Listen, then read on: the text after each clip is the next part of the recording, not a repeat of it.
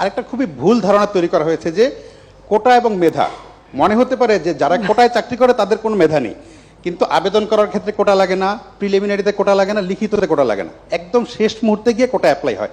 তখন আসলে মেধায় সবাই সমান। এখন আমার সামনে যদি দুইটা অপশন থাকে যে দুইজনই সমান মেধাবী, একজন মুক্তিযুদ্ধের সন্তান, একজন রাজাকারের সন্তান, একজন মুক্তিযুদ্ধের সন্তান, একজন রাজাকারের সন্তান, একজন মুক্তিযুদ্ধের সন্তান, একজন রাজাকারের সন্তান, একজন মুক্তিযুদ্ধের সন্তান, একজন রাজাকারের সন্তান, আমি অবশ্যই মুক্তিযুদ্ধের সন্তানকে চাকরি দিতে চাই। অবশ্যই। জি।